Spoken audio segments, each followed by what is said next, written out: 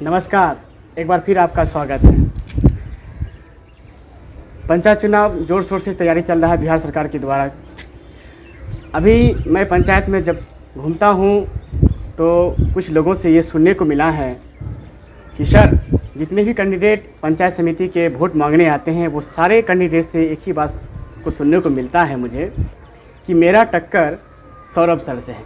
चाहे कोई भी कैंडिडेट आते हैं, सारे कैंडिडेट के सवाल पर यही है कि मेरा टक्कर सौरभ सर से है। लेकिन कुछ कैंडिडेट से ये भी सुनने को मिला है, वो आपका विरोध जो करते हैं, कहते हैं कि उसको कोई अनुभव नहीं है, उसकी उम्र क्या हुआ है, वो कैसे गांव को संभालेगा। मैं उन तमाम साथियों को कहना चाहता हूँ, उन तमाम उम्मीदवारों को कहना चाहता हूँ, जब इस गांव में या देश लेवल का जब चुनाव होता है तो आप इसी युवा के पास आते हैं और युवा को कहते हैं कि आप अपना युवा वोट दीजिए, क्योंकि आप देश के भविष्य हैं। यदि आप देश के लिए नहीं सोचेंगे, यदि आप एक अच्छे नेता को नहीं चुनेंगे तो देश का क्या होगा। आप युवाओं को केवल वोट के रूप में देखते हैं। उस समय युवाओं को बहुत सारे सपने दिखाते हैं कि यार, अगर तुम इस पद से रहता तुम बहुत कुछ कर पाता।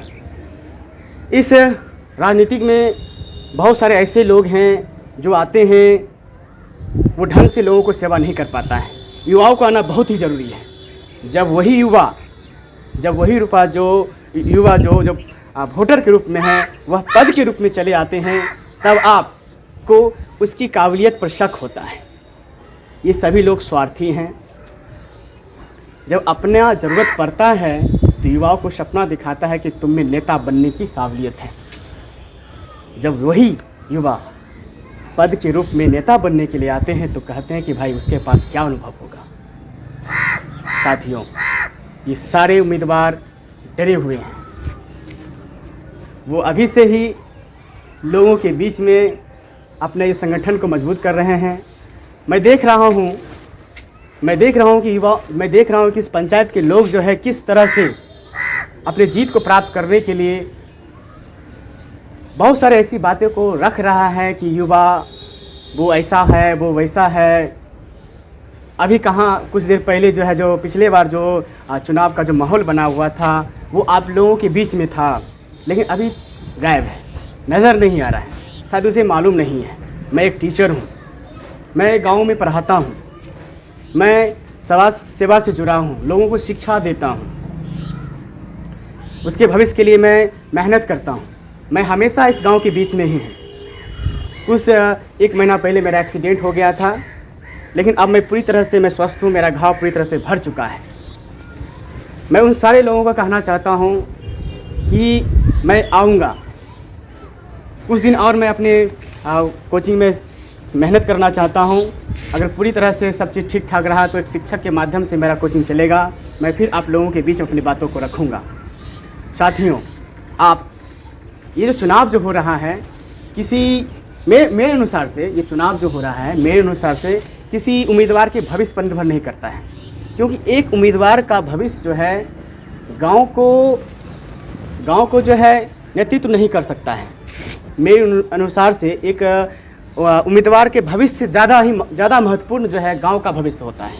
यदि गांव का भविष्य अच्छा होगा तो उसके भाग्य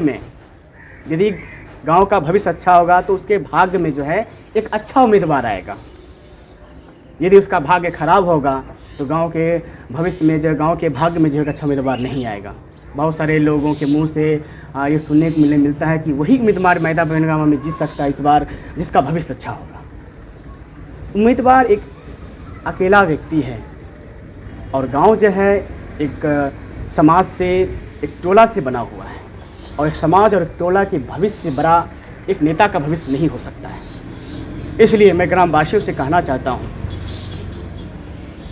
कि नेता का क्या भाग्य है वो देखने की ज़रूरत नहीं है। हमारे गांव का क्या भाग्य होना चाहिए, हमारे गांव का क्या भविष्य होना चाहिए, वो देखना बहुत ही ज़रूरी है। अगर गांव का भविष्य अच्छा होगा, निश्चित रूप से एक अच्छे नेता मिलेंगे और वह 5 साल निश्चित ढंग से गांव में शांति ढंग से चलाएंगे।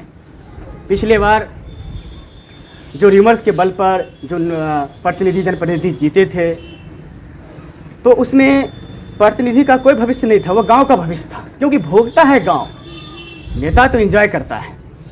इसलिए साथियों, अपने उज्जवल भविष्य के लिए किसी र्यूमर्स पर आप ध्यान नहीं दें, यानी कि अफवाह पर ध्यान नहीं दें। आप कैंडिडेट को देखें, एक ऐसे कैंडिडेट को देखें जो स्वतंत्र रूप से आप लोगों के बीच में रहते हैं, अपने बातों को रखते हैं, उस पर ध्यान दें। आपके टोला में आएगा तो बोलेगा कि आपका जो आपके जो है समाज के जो लोग हैं वो हमको समर्थन कर रहे हैं, यानी कि आपके जो अच्छे व्यक्ति हैं, आपके समाज के जो अच्छे व्यक्ति हैं, जो बोलबैका कहलाते हैं आपके टोला में, आपके गांव में, उनका नाम लेकर आपसे वोट मांगें। उसका अपना पर्सनल क्या व्यक्तित्व है, वो उनका अपना क्या व्यवहार, उसका अपना क्या आचरण है, वो आप लोगों के बीच में नहीं रखेगा।